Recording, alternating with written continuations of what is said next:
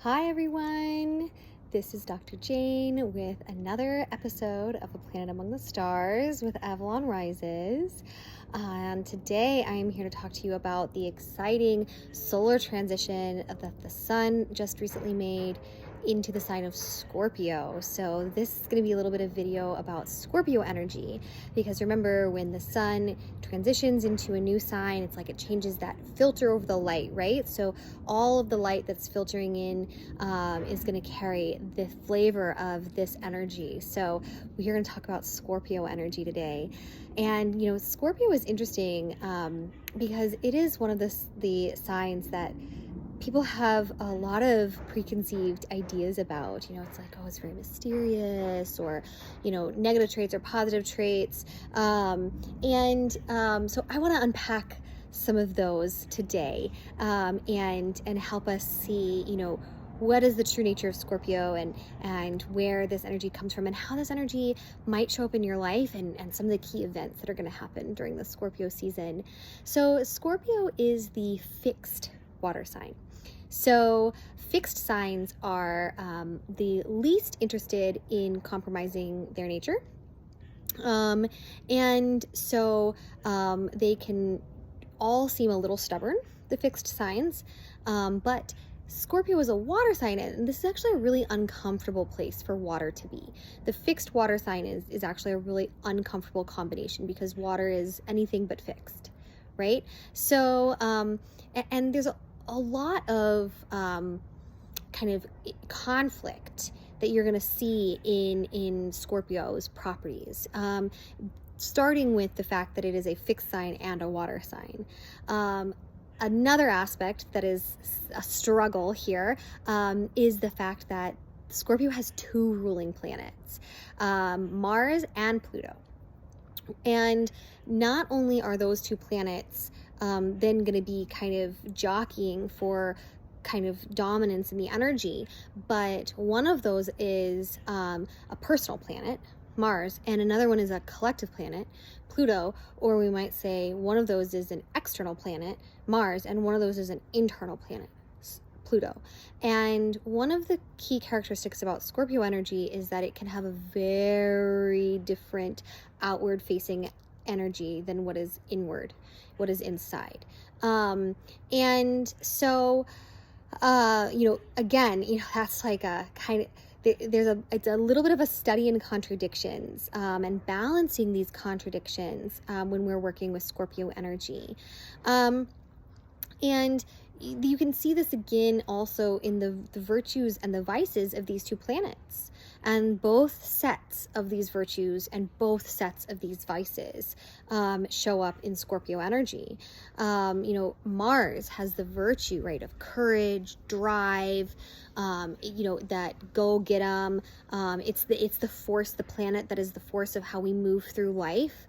And its vices, however, can be aggression, even jealousy. And so these two aspects are, can come out to play. Oh, I have a bee in my hair. It's okay. I love bees. Come out to play in Pluto, or in Scorpio. Pluto, however, is really not Mars. Mars is like outward facing, go get 'em, direct energy. Pluto is inward, is shadow, is death and rebirth. They are very opposite energies. Pluto is about transformation, inner work, depth. Those are the virtues of Pluto, being able to transform, which requires letting something go, or death, in order to bring something in, or rebirth. And I talk a little bit about this aspect of Pluto when in a video where I talk about when Pluto is going direct, and then also in the eclipse video a little bit. But the vices of Pluto can be obsession, manipulation, and especially, this is a big one, confusing the shadow for the light. So what do I mean by that? So one of the things that we hear very often is, you know, make friends with your shadow, you know, befriend your shadow, do the shadow work, right? We talk about shadow work a lot. And yes, on the one hand, we need to accept and bring love to all of the pieces of ourselves. However, that doesn't actually mean then saying this part of me that's a shadow is actually good. Because it's not.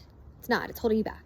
And wherever your shadow is manifesting in your life, it's actually going to be keeping you back, and you're not going to be fulfilling your full potential, and you're not going to be moving forward on your purpose. So yeah, we do need to sit with our shadow, and we need to acknowledge it, and we need to accept that it is there, and we need to know it so that we can be the one in control, not it. So that we can then say, no, that's not me. That I am more than that, and I am choosing to not let that aspect drive the bus. I'm going to bring light to that aspect, and I'm going to eliminate it, knowing that that is actually not my true core essence.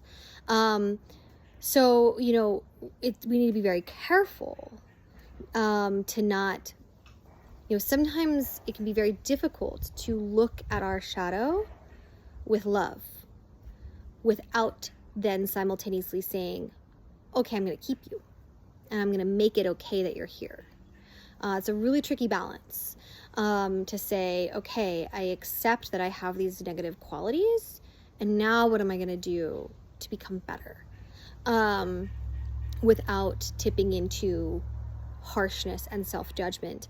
And you'll notice that the ability to do that requires the virtues of both Mars and Pluto. Pluto gives you the ability to do that inner work, to see your shadow. And Mars gives you the ability to hold the boundary with it in a virtuous way. Or, if you engage the vices, Pluto will tell you the vice of Pluto will tell you to embrace that shadow, or the vice of Mars will tell you to judge it and be severe with it. So it's a very tricky balance, right? And so this is not an easy balance to strike, but it helps if you are consciously aware, okay, here are the virtues that I could be tapping into during this season, but also be aware of those vices, because there is good and evil in all things. So even these planets, even these energies have a light and a shadow side to them. But that doesn't mean we want to be running around saying the vices of Mars are the good parts of Mars. They're not, right? We want to know those shadow sides so that we can then prevent that shadow side from running our life. And so you can see all of this kind of contradictory nature in Pluto or in Scorpio. And it actually is symbolically represented in the totem of Scorpio, which is a scorpion, right? And scorpions have this tough exoskeleton, hard outer shell. They got a stinger, right? And on the inside, they are goo, right? They are like literally goo in a tough shell. And that really symbolizes that outer Mars, inner Pluto dichotomy. And so, you know, you can really start to see, watch for also in this Scorpio season, not just additional access to those virtues and those vices, etc., but also and the balance of opposites in a different way than Libra. It's really a reconciliation of opposites. It's a duality aspect to it, that a lot of other signs don't necessarily have that level of inner outer duality. And this is also really reflective in the season that Scorpio occurs in, because this is the season when we have Samhain and Halloween, right? And so Samhain is the end of the energetic year and the beginning of the next. It is death and rebirth. It is Pluto in action. It is the Scorpio energy in action. It is a time to release as well as a time to set intention. It is a time of shadow, but it is a time to then focus on the light. So, you know, the fact that this is a big theme, this death and rebirth theme, is going to show up enormously, in particular this year for Scorpio. It's always present with Scorpio. It's always present with Samhain. But this Scorpio season also includes 2 eclipses. 2. A solar eclipse in Scorpio, which I have a video on, and a lunar eclipse in Taurus. So huge stuff happening in terms of personal transformation and shadow work and releasing going on in this Scorpio season. Additionally, on the 30th, one of the rulers of Scorpio, Mars, is going to go retrograde. And when Mars goes retrograde, its energy in the filter is going to get a little muted. And the Pluto energy that is in Scorpio is going to speak more strongly.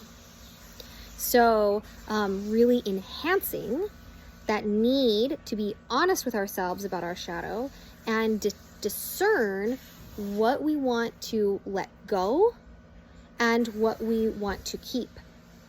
And so all of this combined makes this a really ideal time to transform and shed everything that has been highlighted by the precession of the planets this year.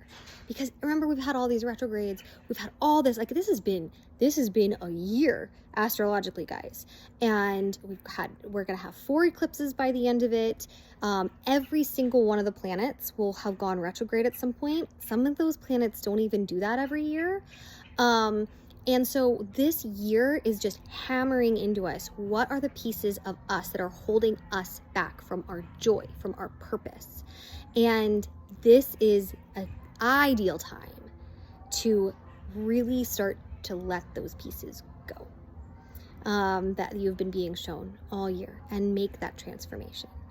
So I hope this helps, and keep an eye out for the virtues and vices of Scorpio energy in your life for the next month or so. And check out, there's a lot going on. We're going to have videos about, you know, the eclipses, about Samhain, about Mars retrograde, to try to help give a little bit more detail to how all these energies are manifesting. All right, stay tuned.